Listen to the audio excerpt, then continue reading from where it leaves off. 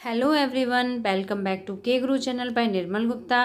बच्चों, आज हम कक्षा 9th की वर्कशीट नंबर 38 सॉल्व करेंगे। हमारा विषय हिंदी और हिंदी में हम पढ़ेंगे कविता कैदी और कोकिला का भाग 4। तो सबसे पहले मैं आपको एंट्रीज बता देती हूँ। आपको अपना नाम लिखना है, अपने अध्यापक का नाम लिखना है और तिथि लिखनी है 30 सितंबर 2020। तो स्टार्ट करते हैं बच्चों आज की वर्कशीट। बच्चों, आप ऑलरेडी 3 वर्कशीटों में इस कविता को पढ़ चुके हैं। ये आपकी चौथी वर्कशीट है। तो मुझे उम्मीद है कि आपको कविता का नाम और कवि का नाम बहुत अच्छी तरह से याद हो गया होगा। तो देखिए, आज का परिचय पढ़ते हैं वर्कशीट में।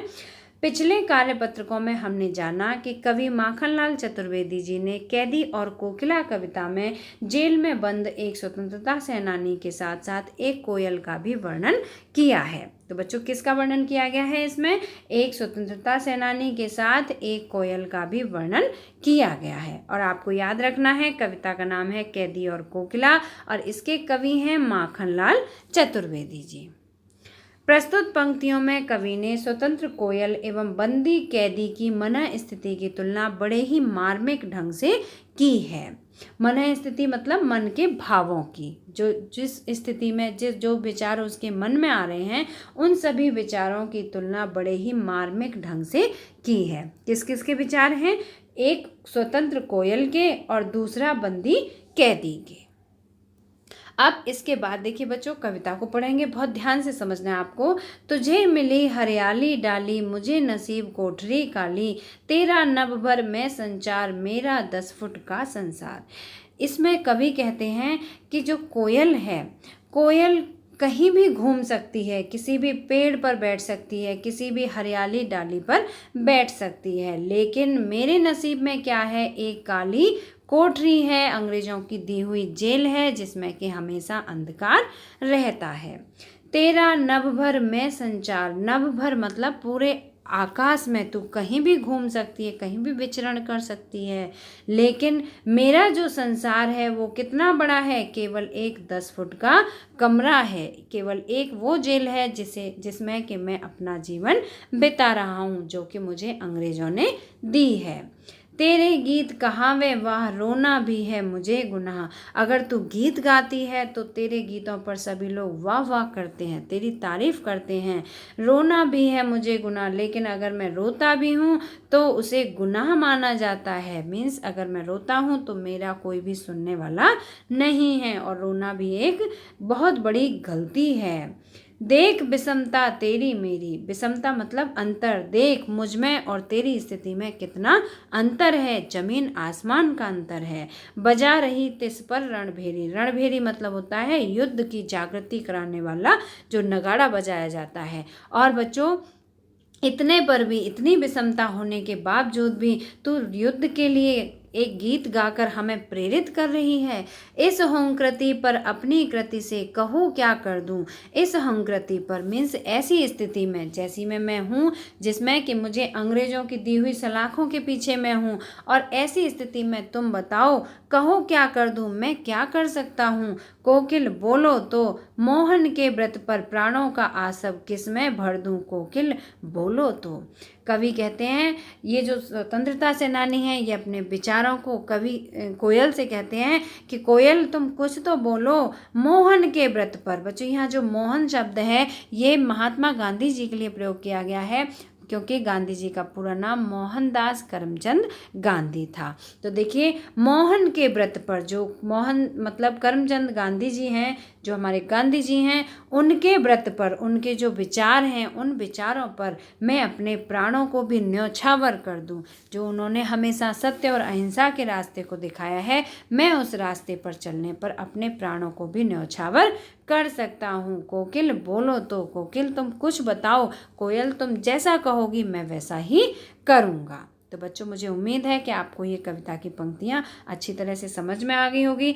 अब इसमें दी हुई व्याख्या को आपको बहुत ध्यान से समझना है। तो देखिए, जहाँ एक और कोयल पूरी तरह से स्वतंत्र किसी भी पेड़ की डाली पर जाकर बैठ सकती है, कहीं पर भी विचरण कर सकती है और अपने मनचाहे गीत गा सकती है, वहीं दूसरी ओर कैदी के लिए जेल के अंधकार से भरी 10 फुट की चार दीवारी है।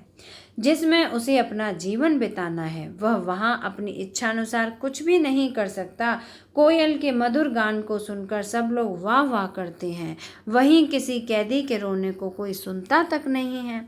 इस प्रकार कैदी और कोयल की परिस्थिति में जमीन आसमान का फर्क है। तो इसमें इन जो पंक्तियों का जो व्याख्या है इसमें बताया गया है कि जो कवि हैं, कवि ने सेनानी के, एक स्वतंत्रता सेनानी के माध्यम से उन सभी लोगों के विचारों को भी अभिव्यक्त किया है जो कि अंग्रेजों के समय में जेल की तरह जीवन जी रहे थे। तो वो कैसे थे, वो अपनी भावनाओं को व्यक्त नहीं कर सकते थे, वो अपना दुख रो नहीं सकते थे, वो कहीं भी जा आ नहीं सकते थे, और अगर वो अपना दुख रोते तो उनका कोई भी सुनने वाला नहीं था।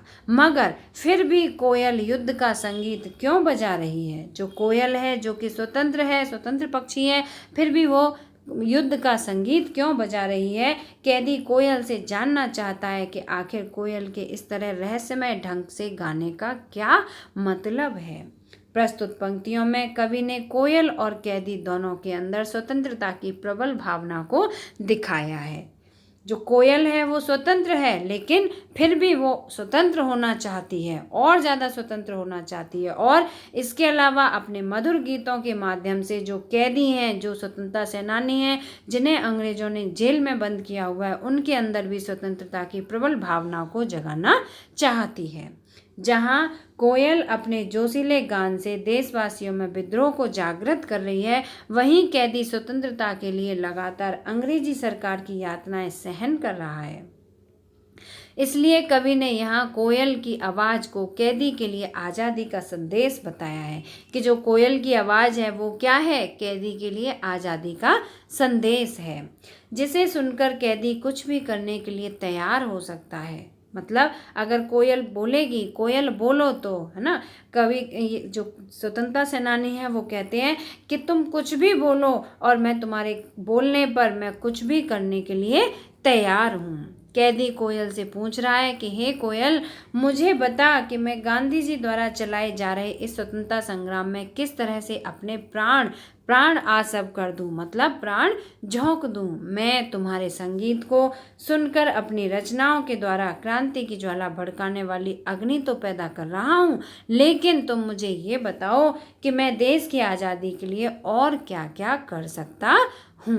तो बच्चों, मुझे उम्मीद है कि आपको कविता की व्याख्या अच्छी तरह से समझ में आ गई होगी। अब जो व्याख्या है और जो कविता की पंक्तियाँ हैं, इन पर आधारित यहाँ पर आपसे 4 प्रश्न पूछे जा रहे हैं। तो पहला प्रश्न है, प्रस्तुत पंक्तियों में कवि को कोयल से ईर्ष्या क्यों हो रही है? तो आपको पहले प्रश्न का आंसर लिखना है। तो पहले प्रश्न का आंसर है बच्चों, कवि को कोयल से ईर्ष्या इसलिए हो रही है क्योंकि कोयल स्वतंत्र है, विचरण करती रहती है और मन चाहे गीत गाती है, जबकि कवि बंदी हैं, जेल की अंधकार भरी 4 दीवारी में बंद हैं, जो कि 10 फुट की कोठरी थी जहाँ पे कि अंधकार भरा हुआ था, उस 4 दीवारी में बंद हैं तथा अपनी इच्छानुसार कुछ भी नहीं कर पा रहा है। मतलब जो स्वतंत्रता सेनानी हैं वो भी स्वतंत्रता आंदोलन में भाग लेना चाह रहे हैं, लेकिन वो सक्रिय रूप से कुछ नहीं कर रहे हैं, सक्रिय रूप से कुछ कर नहीं पा रहे हैं। लेकिन वो क्या कर रहे हैं? वो स्वतंत्रता आंदोलन में फिर भी भाग ले रहे हैं। किस तरह से? अंग्रेजों की दी हुई यातनाओं को सहन करके। उसी 4 दीवारी में वो बंद होकर अंग्रेजों की दी हुई यातनाओं को सहन करके भी उस स्वतंत्रता आंदोलन में सक्रिय भाग निभा रहे हैं। तो देखिए, ये जो पंक्तियां हैं इसमें कवि को कोयल से ईर्ष्या हो रही है। इसीलिए हो रही है क्योंकि कोयल भी स्वतंत्रता चाहती है। कोयल तो स्वतंत्र है पहले से, लेकिन वो स्वतंत्रता का बिगुल बजा रही है। और जो कैदी है, जो स्वतंत्रता सेनानी है, वो बंद है, एक काल कोठरी में बंद है जिसमें कि अंधकार ही अंधकार है। तो इसलिए कवि को कोयल से ईर्ष्या हो रही है। प्रश्न नंबर 2 है, भाव स्पष्ट कीजिए। तेरे गीत कहावे वाह, रोना भी है मुझे गुनाह, देख विषमता तेरी मेरी बजा रही जिस पर रणभेरी। इसमें जो पंक्तियां हैं इसमें स्वतंत्रता सेनानी, इसमें जो कवि हैं वो उससे कहते हैं कोयल से कि स्वतंत्रता सेनानी के माध्यम से कि तेरे गीत कहाँ वे वाह, तू गीत गाती है तो तुझे प्रशंसा मिलती है, अगर मैं रोता भी हूँ तो वो भी गुनाह माना जाता है। देख विषमता तेरी मेरी, देख मुझ में और तेरी स्थिति में कितना अंतर है, बजा रही जिस पर रणभेरी, और इतनी मेरी ऐसी स्थिति होने के बावजूद भी तू युद्ध के लिए बिगुल बजाने के लिए मधुर गीत गा रही है। तो देखिए इसका भाव स्पष्ट किया है। इन पंक्तियों के माध्यम से कवि कह रहे हैं कि कोयल के मधुर गान को सुनकर सब लोग उसकी वाह वाह करते हैं, जबकि कोई कैदी रोता है तो उसका कोई सुनने वाला नहीं होता। कोयल व कैदी की परिस्थितियों में बहुत अंतर है, फिर भी कोयल युद्ध का संगीत क्यों बजा रही है, कोयल इस तरह गाने क्यों गा रही है। प्रश्न नंबर 3 है बच्चों, उन पंक्तियों को छांट कर लिखिए जहां गांधी जी द्वारा चलाए गए स्वतंत्रता संग्राम का वर्णन किया गया है। तो देखिए पंक्ति है, मोहन के व्रत पर प्राणों का आसव किसमें भर दूं। मोहन के व्रत पर मतलब जो गांधी जी द्वारा चलाया गया आंदोलन है, मैं उसमें किस तरह से भाग लूं और किस तरह से मैं अपने प्राणों को उस पर न्यौछावर कर दूं। तो ये दो पंक्तियां हैं मोहन के व्रत पर। मोहन मतलब मोहनदास करमचंद गांधी जी। प्रश्न नंबर 4 है, आपके अनुसार कवि देश की आज़ादी के लिए क्या क्या कर सकता है, सोचकर। तो कवि क्या क्या कर सकते हैं देश की आज़ादी के लिए। कवि देश की आज़ादी के लिए कुछ भी कर गुजरने को तैयार है, चाहे उसे कम खाना मिले, जेल में कितनी भी यातनाएं सहनी पड़ें, चाहे देश के लिए अपनी जान भी न्यौछावर क्यों न करनी पड़े, वह अपने देश के लिए यह सब करने को तैयार है। तो बच्चों मुझे उम्मीद है कि आपको आज की वर्कशीट अच्छी तरह समझ में आ गई होगी। बच्चों हमारे चैनल पर आपको इंग्लिश, हिंदी और एसएसटी के सभी वीडियोस मिल जाएंगे। अभी तक जो भी वर्कशीट आई हैं उन सभी की वर्कशीट के वीडियो आप प्लेलिस्ट में भी देख सकते हैं। और बच्चों अगर आपको वीडियो पसंद आया तो लाइक करना, अपने फ्रेंड्स के साथ शेयर करना, और अगर आपने अभी तक चैनल को सब्सक्राइब नहीं किया तो सब्सक्राइब जरूर करना। मिलते हैं फिर इसी तरह की नेक्स्ट एजुकेशनल वीडियो में। Till then bye bye, good luck to all of you.